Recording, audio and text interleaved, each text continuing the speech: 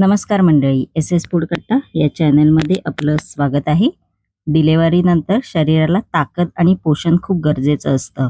त्यामुळे आज आपण बनवणार आहोत बाळंतींसाठी अगदी हलकी, पचायला सोपी आणि पौष्टिक अशी अंडा भुर्जी.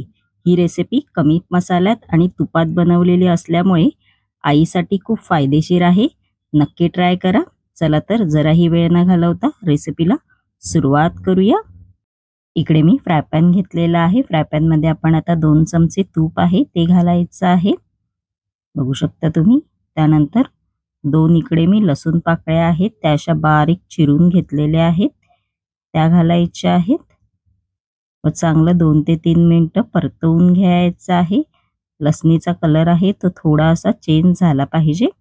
बघू शकता इकडे लसणीचा कलर आहे तो चेंज झालेला आहे. आपण आता याच्यामध्ये एक कांदा असा बारीक चिरलेला आहे तो घालायचा आहे व मीडियम फ्लेमवर आपण आता हे चांगलं परतवून घ्यायचं आहे. बघू शकता तुम्ही कांद्याचा कलर आहे तो थोडासा लालसर झाला पाहिजे असं परतवून घ्यायचं आहे.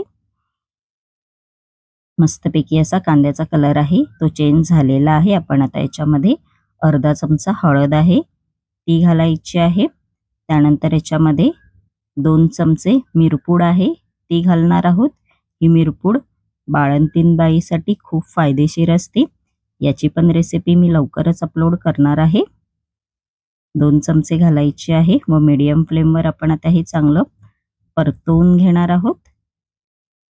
आपण आता याच्यामध्ये अंडी आहेत ती घालणार आहोत. इकडे मी 2 अंडी घेतलेली आहेत व असं चांगलं मस्तपैकी परतवून घ्यायचं आहे स्पॅच्युलाच्या साहाय्याने चांगलं.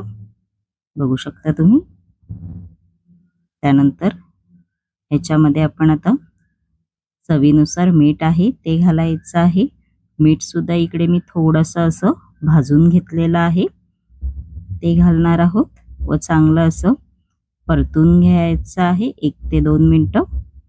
बघू शकता तुम्ही आपलं परतवून झालेलं आहे. आपण आता याच्यावर बारीक चिरलेली कोथिंबीर आहे ती घालायची आहे व परतवून घ्यायचं आहे आणि मस्तपैकी आपली बाळंतींसाठी बिना मसाल्याची अंडा भुर्जी तयार झालेली आहे. बघू शकता तुम्ही मस्तपैकी अशी. तुम्ही ही मस्तपैकी चपातीला तूप लावून खाऊ शकता. आणि माझी रेसिपी कशी वाटली कमेंट बॉक्समध्ये नक्की सांगा. आणि अशाच नवनवीन युनिक रेसिपी जर तुम्हाला माझ्या चॅनलवरती पाहायच्या असतील आणि तुम्ही जर माझ्या चॅनलवरती नवीन असाल तर नक्की एस एस फूड कट्टा या चॅनलला लाईक, शेअर अँड सबस्क्राईबर करायला विसरू नका. धन्यवाद.